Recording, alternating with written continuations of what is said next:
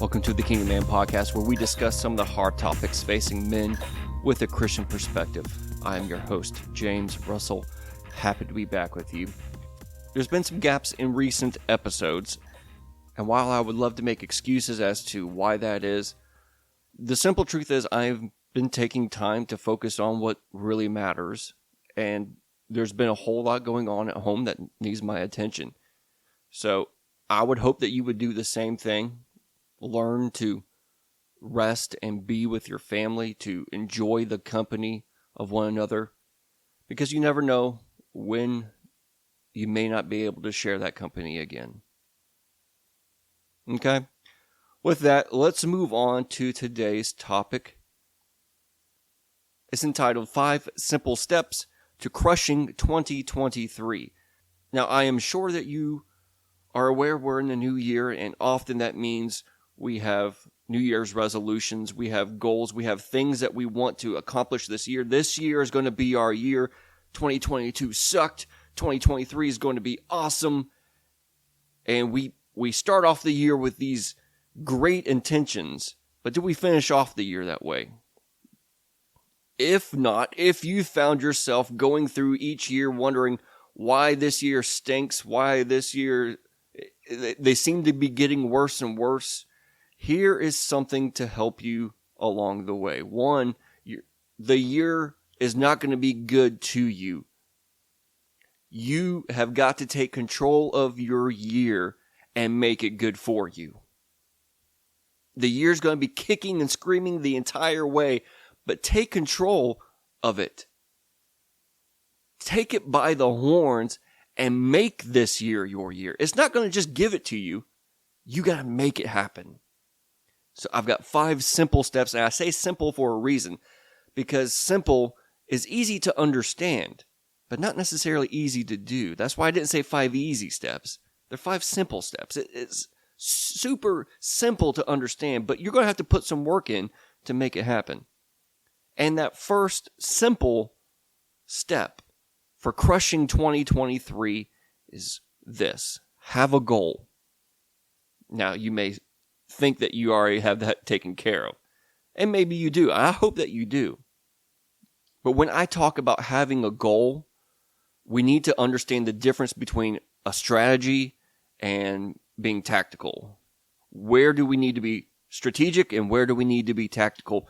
So having a goal is all about strategy. What you need in order to have a goal is a clearly stated expectation of what the outcome is going to be.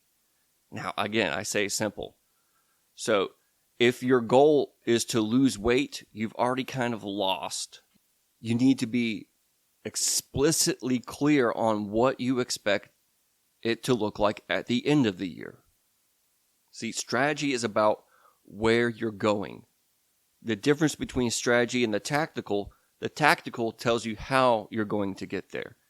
But if you have all your tactical without the strategy correct, then you're doing a whole lot of work, but you're not really sure where you're going. But you're putting in the work, right?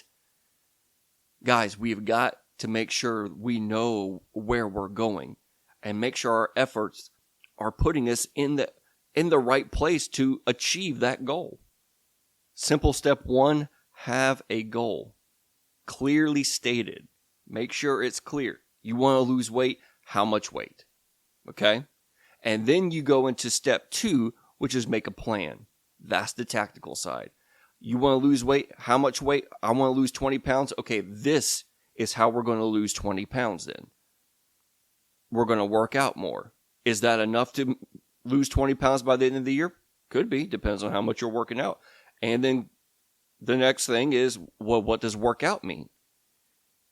You've got to be very specific if you want to crush this year. So you got to make a plan to achieve your goal. Now, if you want more information about what making a plan is all about, I have an episode on that, episode 33. You can check out that as a resource where I go into more about planning and the results of not planning.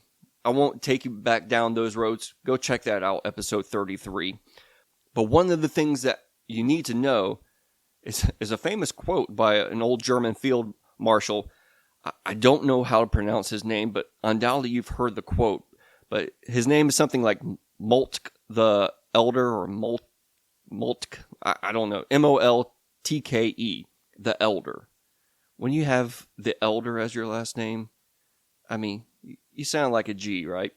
So his famous quote, which in today's language comes out to basically say, no plan survives contact with the enemy. So yes, you need to make a plan, but that's not the only plan you need to make. When it comes to plan making, you need to consider the word PACE, P-A-C-E. And I learned this from Fieldcraft Survival. Props out there to Mike Glover, who educated me on this. So P is the primary, A is alternate, C is contingency, and E is emergency. For every objective that you want to complete, you need to have a primary, alternate, contingency, and emergency plan if you want to be successful. Now, that doesn't mean that you're going to need all of those plans, but at some point, you're likely going to. There's going to be something that you will not see, hence no plan survives contact with the enemy. So once you begin to educate yourself in that contact, you may need to switch things up. And it's good to have an idea of, well, if this doesn't work, then I can do this. And if that doesn't work, then I could do this. And be able to not have to make new plans in the middle of things, where you've already got the next move set. If something goes bad, you know what you're going to do. You don't have to wonder and spin your wheels and waste time. You just move on to the next. So using the PACE method is a great way to make sure that you have a good plan to execute. So simple step number 1, have a goal. Simple step number 2, make a plan. Here's step number 3, be accountable. And I don't say that like the old-time Christian accountability partners where, I'm struggling with this today. Would you pray for me? And those things might work. It never really worked for me. If it works for you, great. Keep using that.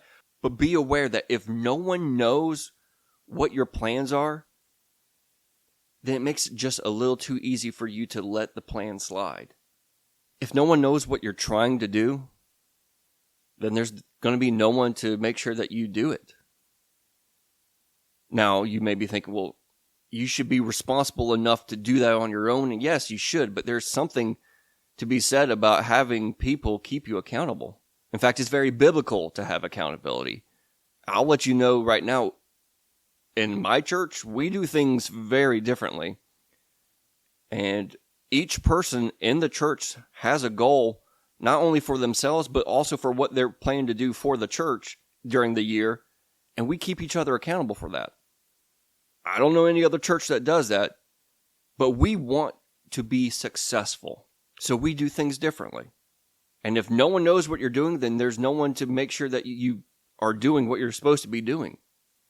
So be accountable. Find someone that will make sure that you are doing what you're wanting to do. Simple step number 4, collaborate.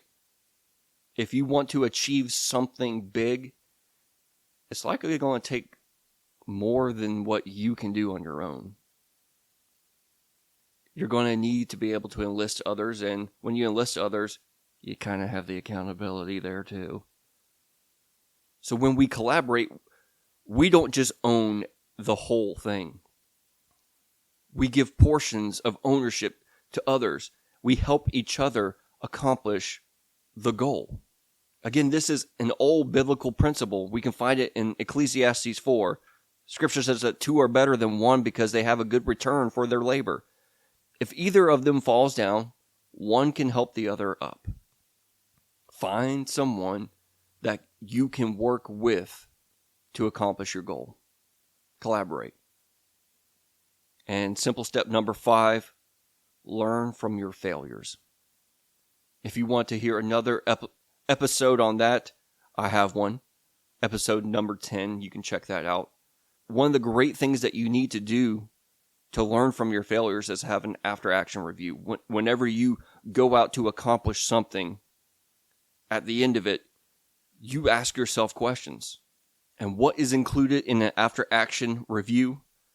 Well, what you've got to be is absolutely cold and calculated. You cannot have your feels wrapped up in what happened.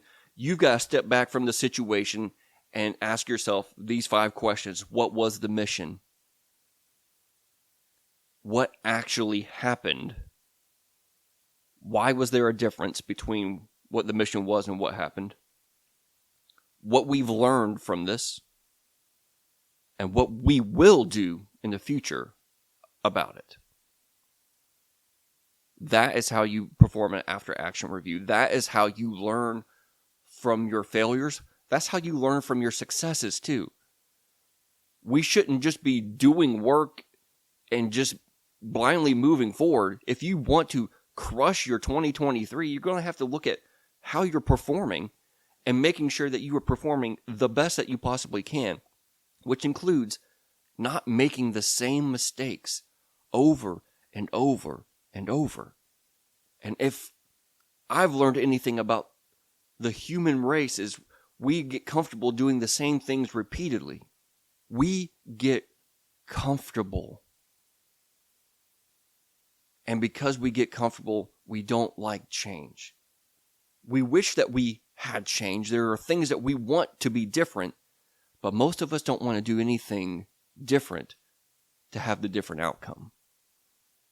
And if you cannot put some work into it, if you cannot review and objectively look at what's going on around you and the effect that you have on your environment and vice versa, then nothing's ever going to change.